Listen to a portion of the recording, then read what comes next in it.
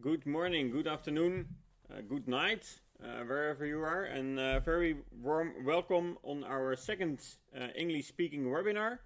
Very good to see so many people again. We hope you are all safe and healthy in these times, and we hope you'll enjoy our webinar. Last week we took the initiative to share a bit about our partnership with Waze and to share about what we do with the data we get from Waze. Today we'll put it into practice and go through a lot of our programs, a lot of our products this time. And today we'll tell you all about online traffic management. So welcome again on behalf of Wouter and myself. And we'll go further with a short introduction of ourselves. So my name is Peter. I'm a married father of 2 children, and I'm one of the co-shareholders of TripService, together with Jan and Jurgen. And within TripService, I'm mainly working on the bigger roadwork projects and also on incident management projects. Our goal with TripService is to make data available and make data reach the people on the road. And the other way around, to also retrieve a lot of data from the people on the road and make it useful for local governments. Wouter. Thank you. Peter, do you maybe have the presentation Sure. already? One moment, please.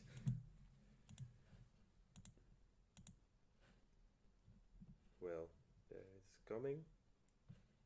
Yes, maybe not. Just a second. Well, then I will first start. My name is Wouter Giesen, as Peter mentioned it. I'm 25 years old and living in the eastern part of the Netherlands.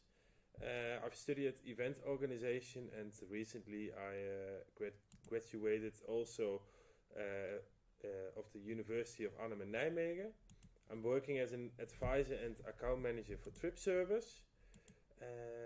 In my spare time, I also like to organize events, but unfortunately, due to the pandemic, it's not allowed to see each other physically.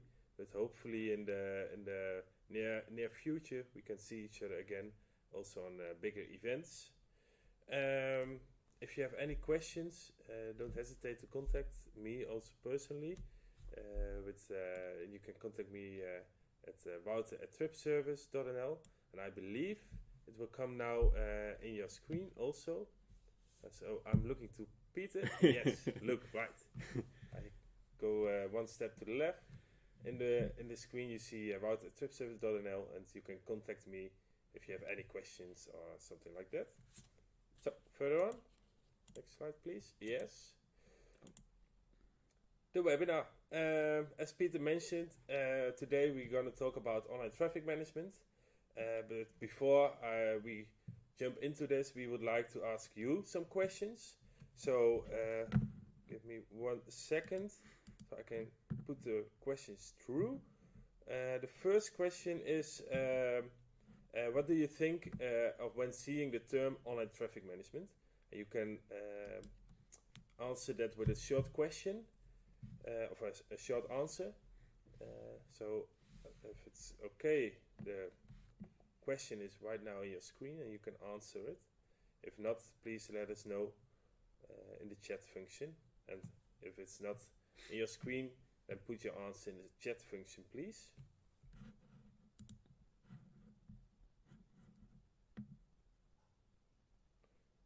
And the sound is too low, I heard. Okay, then we make it a bit louder. Yes. So right now it should be a bit louder. Okay. Thank you, Hugo, for your feedback. And we go on to the second. We have 2 responses, I see.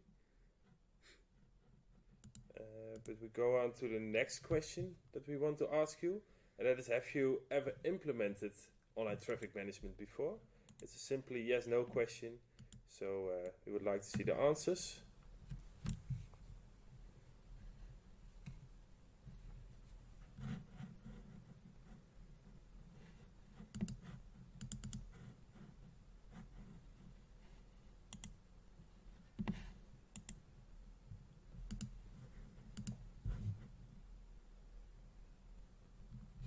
Well, it's nice to see that most of you never implemented online traffic management before. So it's good that you are here then, so we can tell you a bit more about what online traffic management is.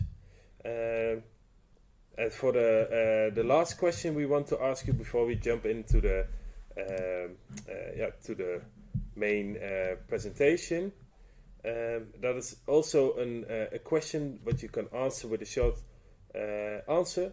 The question is what is it the main benefit of online traffic management for you?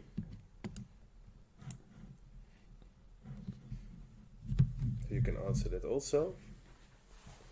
80% of you guys today, or 82 right now, didn't ever use online traffic management before. So it's good to see that, and hopefully we can help you with that.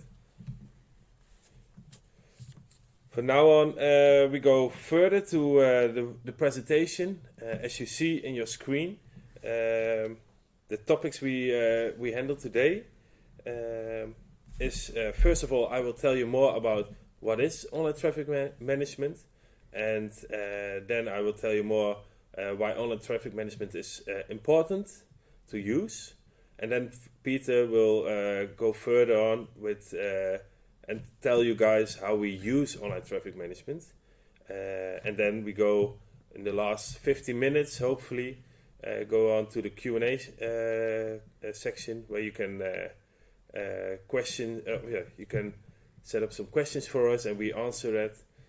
You can put your questions through in the Q&A section in the big marker. As you see, it's near the chat function. So if there is if you have any question, feel free to put them through. We go to the next slide.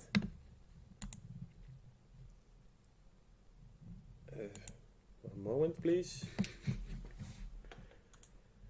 Yeah, there it is. Online traffic management. We hear a lot about it, but what can we do with it, and what does it mean?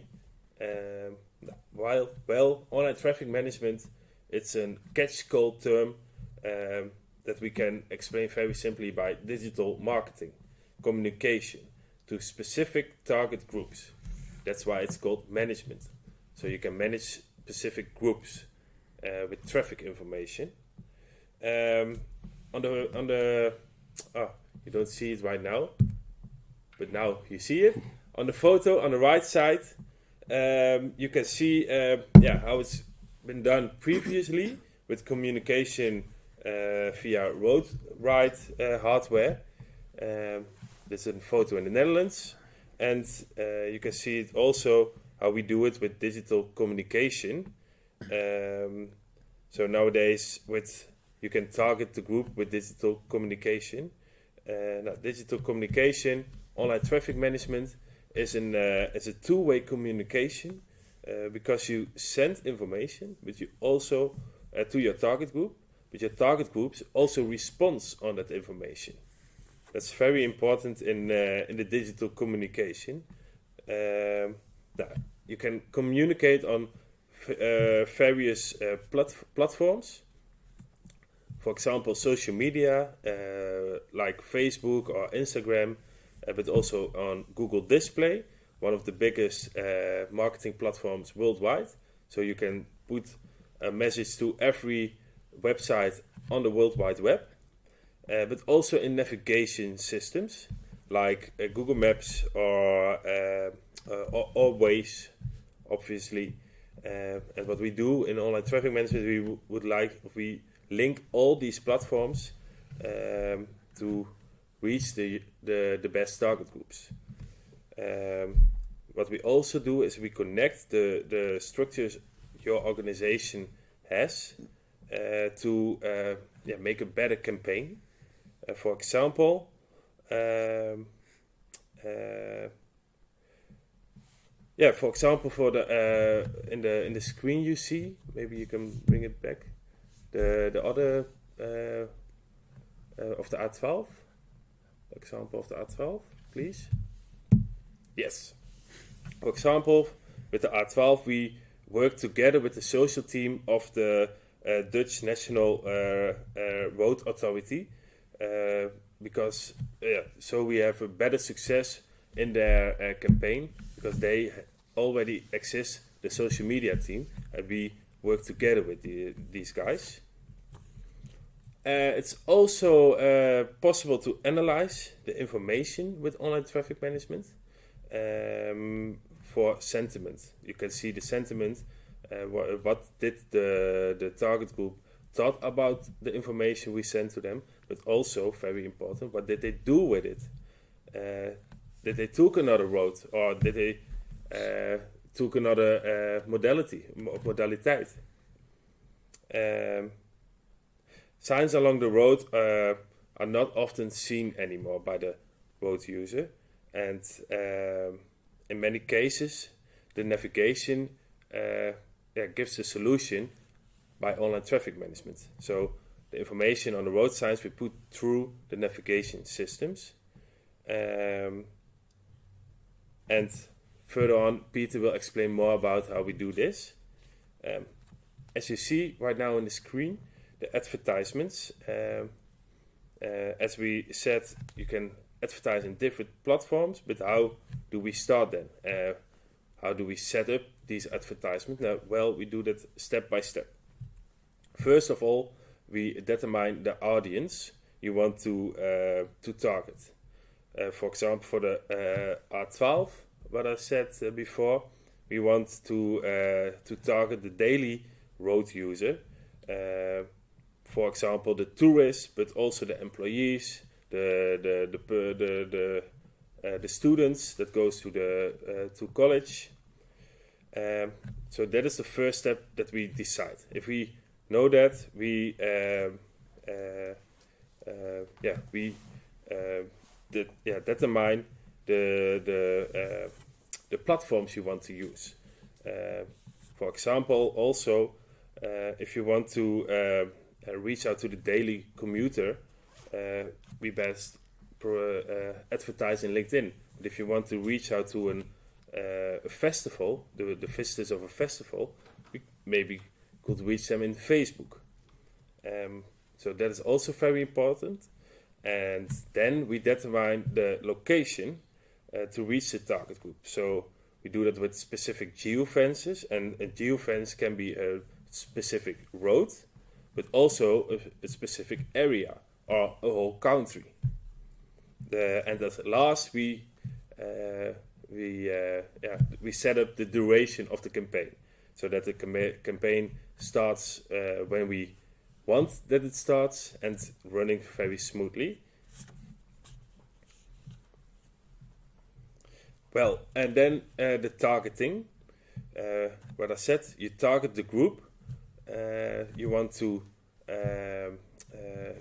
with the location, with the geofence, but in the targeting, we also set up some specific target needs where the group has to meet if they want to see any advertisement. So what I said, we can target on location for geofencings, but we can also target on demographic data and also on interest to reach people. For example, like age or hobbies or events. And we also can target on live events. For example, for a new job, or that someone has moved to another city. So that. Then the added value. Why is online traffic management so important? First of all, it's a bit of a summary I told you before. The sentiment determination, we can do that with online traffic management. So what did the target group feel and think about the information we sent to them? It's also very helpful for traffic management and also for environment management. Peter will tell you more about it later on. It's possible to send personal messages to your specific target group, so tailored messages. You can analyze the success of your campaign. Our clients have also the reason to use online traffic management to get a better score on MEET, most economically adventurous standard, and at last it gives you more interaction with your target group, so you can learn more about them. Now I would like to give the floor to my colleague Peter, and he will tell you more about how we use it. Yes, thank you. So I'll be going into some concrete examples of how we use online traffic management. And we're going to start with the next slides. Basically, online traffic management consists of 3 parts. It all starts with informing people, informing the audience. Next up is analyzing all the data we receive back. And the last one is guide. How do we guide our visitors to the right location via the right routes? So first of all, I'm going to show a few examples. Just a second. So here we have a few pictures of the tools that we use. Wouter already shared a bit about this, but we use several different platforms, and the main goal, the main reason why we use a variety of platforms is so we can reach more people and we can target the audience more precise. Basically, we use tools like Facebook, Instagram, Twitter, LinkedIn. Wouter already told the Google Display Network, which also includes Waze, the Waze navigation app. And for people who don't know Google Display, they probably know the name DoubleClick, which was bought by Google and is now part of the Google Ads network. And it's basically the biggest advertisement platform around the world. Facebook and Instagram, on the other hand, are mostly used for direct communication with residents living around bigger roadwork projects. And the main benefit of using Facebook and Instagram is to have direct communication with your target group. No idea how it's called abroad, but in the Netherlands we call it the environmental manager. And he is mainly there to manage stakeholder management and to maintain the contact with people in the residential area. So the residents, the different neighborhoods also have contacts with the bigger employers in the region. Normally these kind of things are shared during residence meetings, but they have several disadvantages. Obviously, residence meetings are only done once or twice or maybe 3 times during a big project. While having different social media platforms available, people can share their information around the clock during the whole project. So the contact with your audience is much more precise and much longer than doing planned meetings. And also now during this pandemic, most residence meetings have been cancelled. And it's very difficult to get in touch with your residents, with the people living around the projects, and therefore Facebook and Instagram are a great tool to really get in touch with people around the area. For example, I showed these examples already, but you see the ads shown on websites, news media websites. We place also posts on Facebook, and when people respond, you can directly see which sentiment they have and what questions they might have, and you can directly respond also to the questions. And on the right you also see a message that we can send through Waze. So we can also send direct information into Waze. We had a project a while ago, a few months ago, and it was a really big stretch of freeway, which didn't have any alternatives. There were a few bridges, and there were no alternative bridges. So we basically informed people a few weeks before in Waze and in Facebook that this road would be closed, and also gave them an incentive, like the road is closed, there's no possible option to use the road and to cross the river. So if you need to go somewhere, just go a weekend earlier or a weekend later, because that specific weekend there was no option. So using these tools, there's a big possibility to really get your message through to your audience. I have a final example. This is a project we've done also around COVID. It was an assignment from the Dutch government to tell people if they wanted to go on holiday to stay inside the country. Going abroad was only for business reasons allowed. So holidays abroad were not allowed by the government. So we wanted to share this information also with people coming from abroad to the Netherlands to inform them about the local COVID rules. And also the response was really good. We got a lot of response on this, mostly positive. We could really see that people were really looking for this information, which they otherwise couldn't find. And because the targeting was really good, we noticed that many people clicked through to more information. Now these tools were mainly for pre- and post-trip information, but obviously we also do on-trip information, and this is mainly for road safety. 2 weeks ago we shared about our data sharing platform, and we share real-time traffic data with most of the navigation providers like Waze, Google Maps, TomTom, Apple Maps, and this is a real-time data about delays and incidents. I'm going to show an example here.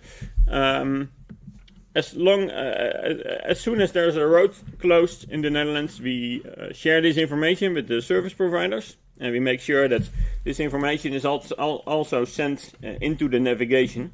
And it's really important to share this data with road users, because whenever the emergency services are on the road protecting a stranded car or protecting an accident, we don't want other people to crash in those emergency vehicles. This still happens way too often, and with this tool we can have a little bit of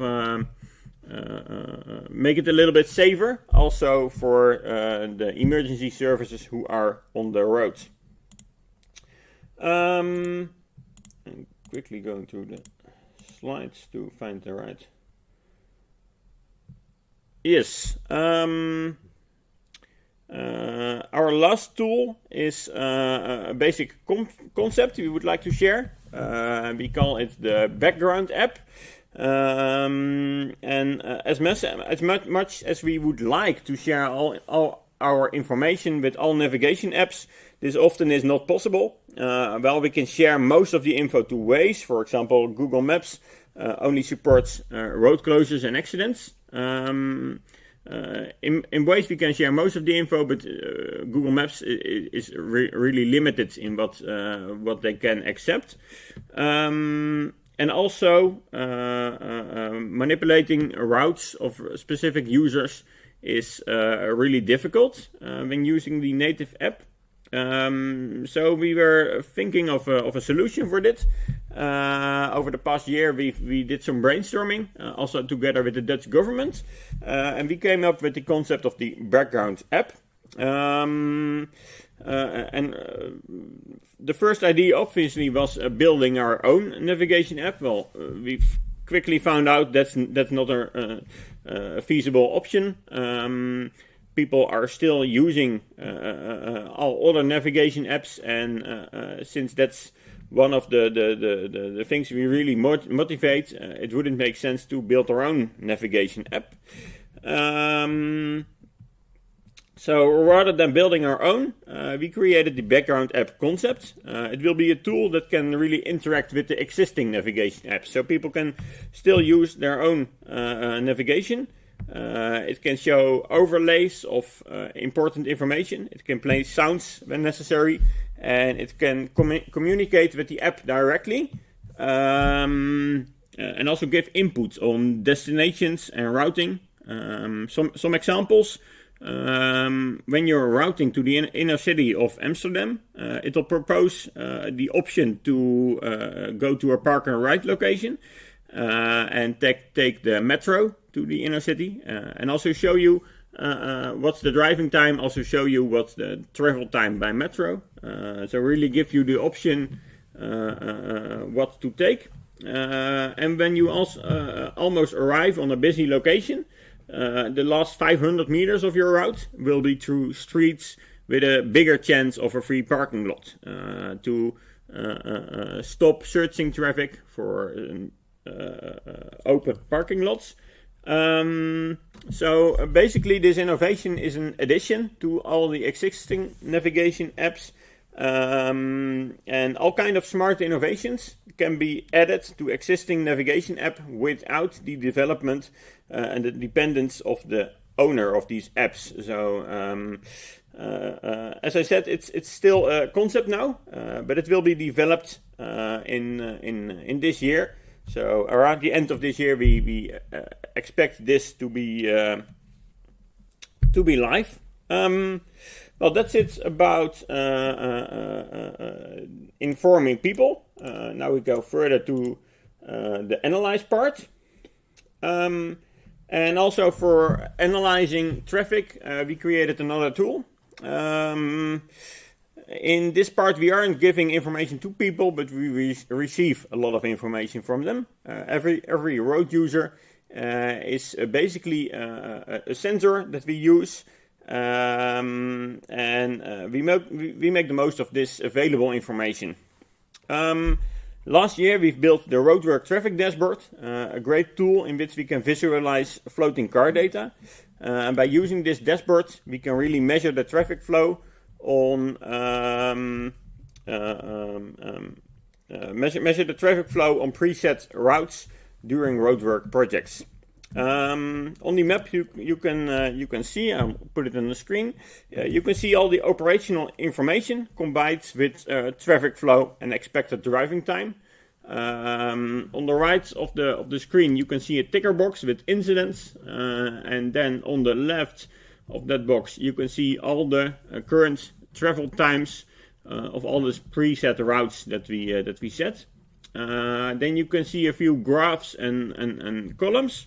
This will show the trend of the past 30 minutes.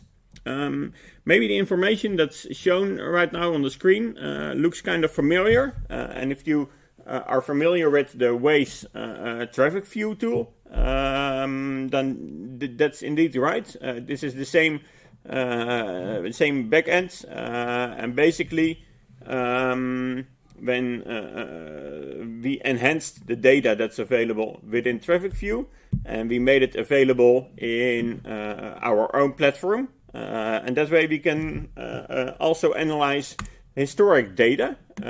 We save all the data that we receive, and can also visualize it in graphics, and we can get some statistics also from that. So what you see now is the historic dashboard. In this dashboard we can measure several projects, see the traffic flow, if it has improved or got worse.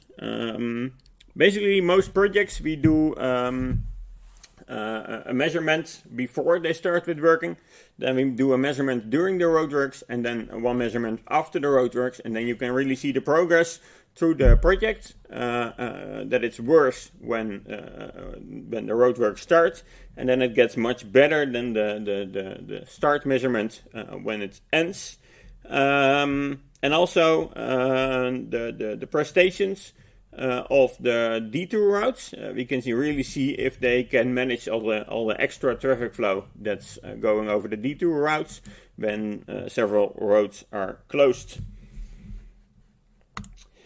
So next up is some analytics data we get back from the social media.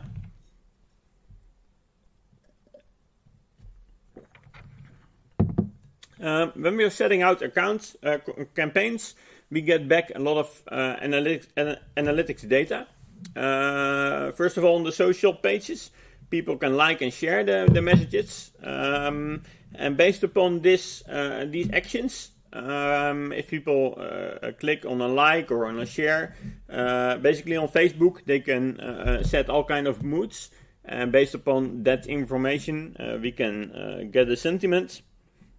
We also use retargeting. So after the roadworks, we start a new campaign. And basically it's like an inquiry. And we ask people several questions about the roadworks, how they, what was their opinion about the roadworks, about the information campaign.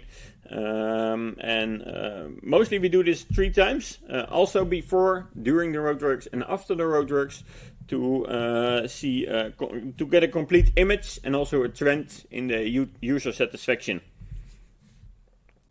And with all that combined, we can really see what do people do with the information, where do they go, and what's their overall satisfaction about the roadworks, which we think is really important when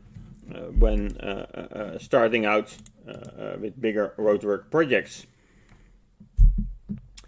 Then we come to the final part, and that's guide. How do we guide our road users during our projects? We mostly work together with the Waze community. If you're not familiar with the Waze community, it's basically a big group of local editors that work together as a group, but also together with governments and with private organizations like ourselves. And we make sure that all maps and traffic information is up to date. Well, a few parts of guiding people is making sure that all maps are correct. We also have a partnership with Waze and Maps and TomTom to share new map information. We make sure that all road closures are shared with the navigation systems, and also during bigger roadworks, we make sure that all temporary roads are added.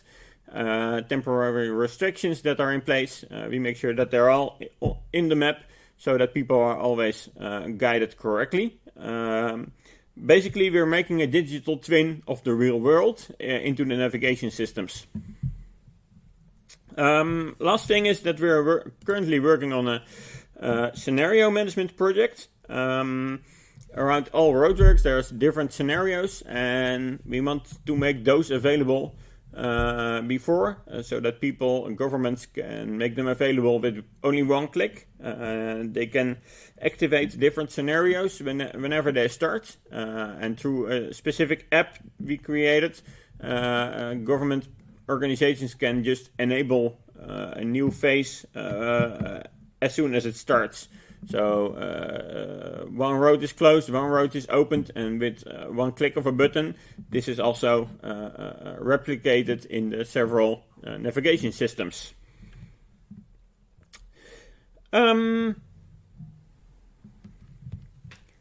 Just see where I am.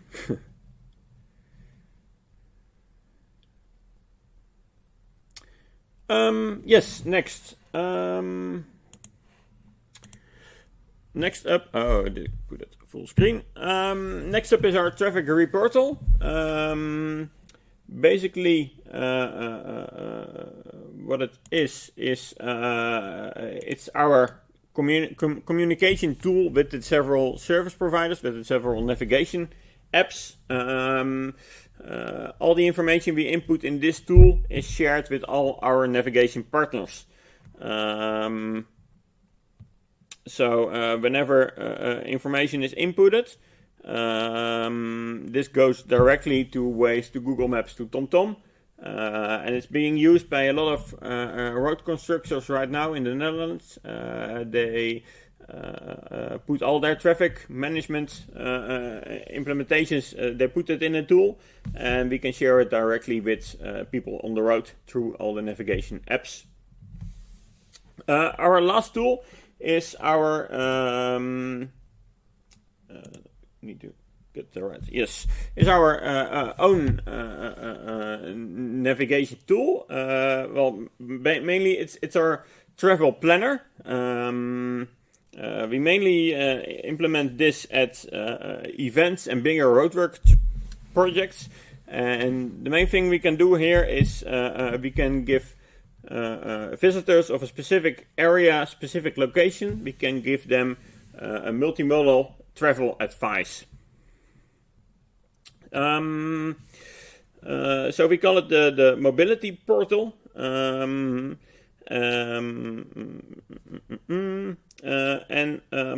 Well, you could also say, well, why wouldn't I use Google Maps? It also has all kind of different options.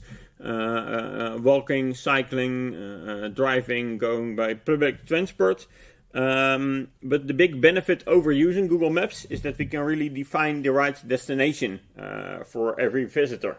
For example, in Amsterdam, in the Johan Cruyff Arena, which is a client of ours, we have the portal implemented, and it makes sure that people who are arriving are always sent to the right destination. And by that I mean people coming from the north get a parking spot in the north. People coming from the south get a parking spot in the south, vice versa.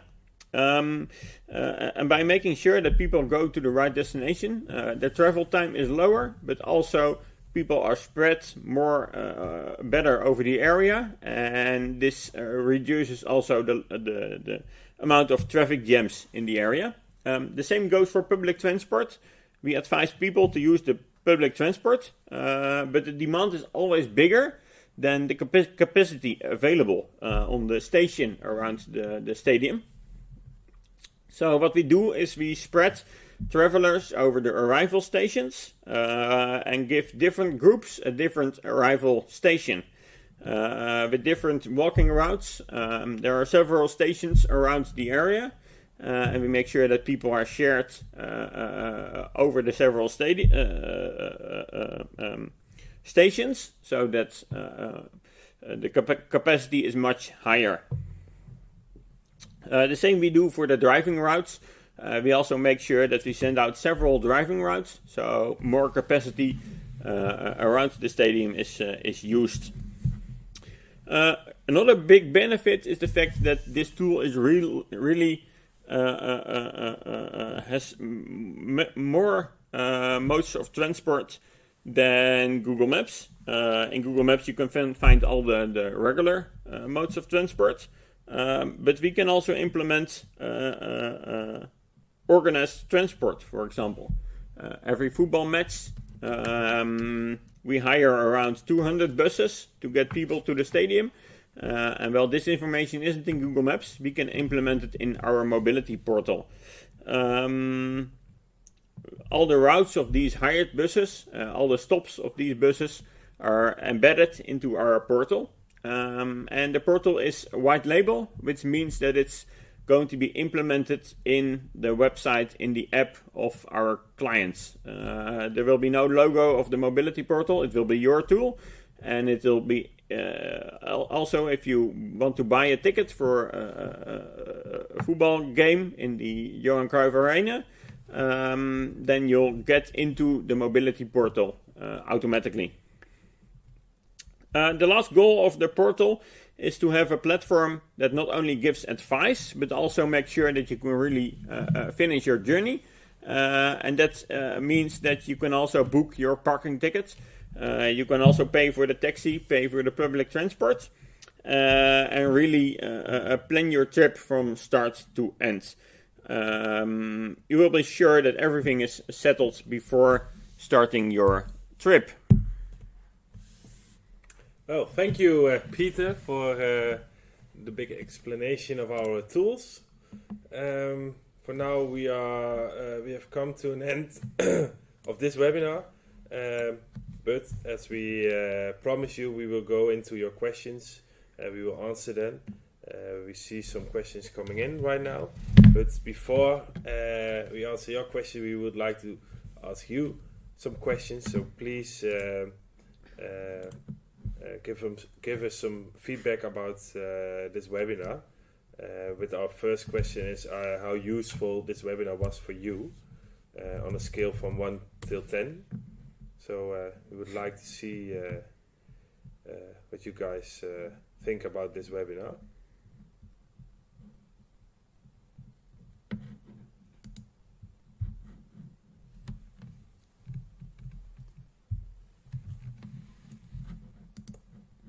We will give you some time.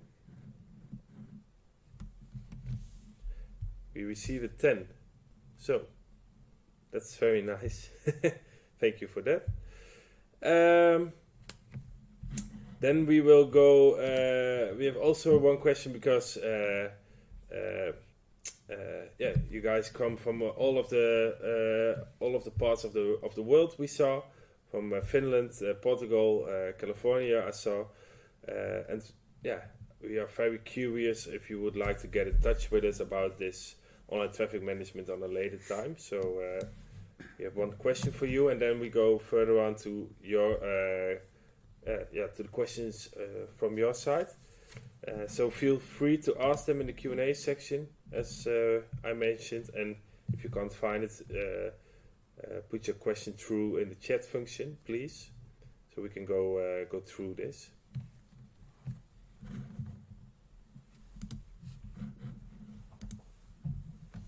And if you have any feedback on a later, for later, feel free to contact us. I see one question receiving right now. I will ask them to you, Peter. Is the traffic information edited on OpenStreetMaps as well, or only Waze / commercial providers? Currently we don't work with OpenStreetMap at the moment, but if there's any demand, obviously that's a possibility. But since OpenStreetMap doesn't have their own navigation service as such, it wasn't on our roadmap right now. But I think there's a really good option to look into that and to see what are the possibilities to also share data with OpenStreetMaps. So I think it's a good addition to also look into that. So good question. We'll have a look into that to see if OpenStreetMap is also an option. So I'm going to the next question. Maybe Wouter can answer this question. And this question is about the messages on social media. If we send out a message, how many people will read this message? Yes, thank you. Well, it depends on a few points. First of all, in which geofence you want to reach your people. If you have a big geofence, it's mostly you mostly reach more people. So it's very specific in what the targeting is that you want to target your target group. That's very important to say something about what will be the probably reach of your advertisement. So for every campaign, it's very different what the reach is, and also a big important thing is the budget you want to spend on the daily use of advertisements. So those two, the targeting and the budget, are very important of the reach you will receive with your campaign.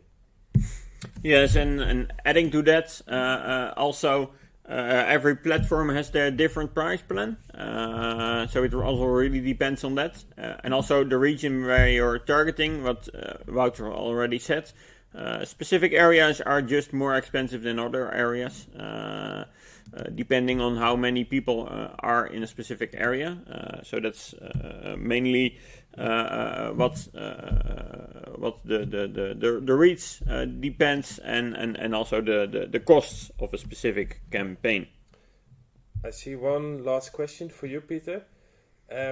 How does this start with the partnership of the several service providers? How did you manage that? So basically, it's all started with Waze. We started collaborating with Waze because they have a really extensive data sharing platform. But pretty soon we got questions from governments like, well, if you can share data with Waze, why not share data with other service providers? So we started getting a kind of a data intermediary between public parties, private parties, and the several service providers. We shared a bit about this in our last webinar. And basically, we just got in touch and started our own API platform and started sharing the data with the several service providers. It took a while. We worked on this for the past 1.5 years. But now we can say that 80% of the navigation users we can reach with our platform today. So that's a great accomplishment, I think, of myself and our colleagues. So for the whole company, that's a big advantage and a big benefit of working with these providers. We're still looking to expand. Obviously, there's still people who we can't reach yet, and also we're working with governments together to make people conscious of the fact that they need to use navigation apps, or at least make use of traffic information that's available. We also created a tool for radio stations to share information. We know that 50% of the daily commuters don't use an actual navigation app with real-time information. So the radio is still a great and important tool to share traffic information. So that's also one of the service providers that we connect with. It's not only online navigation, but it's also much bigger than just that. Yes, thank you. For now, I don't see any questions coming in. So that brings us to the end of the webinar. So first of all, I want to thank you all for attend to this second webinar in English. For now, I would ask to stay in this webinar because we end the webinar and then we will forward you to our webinar overview where you can find our next webinar. It's called Event Support, where we will tell you more about our solutions for the event branch. And yeah, feel free to register for this webinar. It's totally free, so free of charge. And then we would like to thank you all, and hopefully you have a good day or afternoon or night wherever you are. And hopefully till the next time. Thank you all.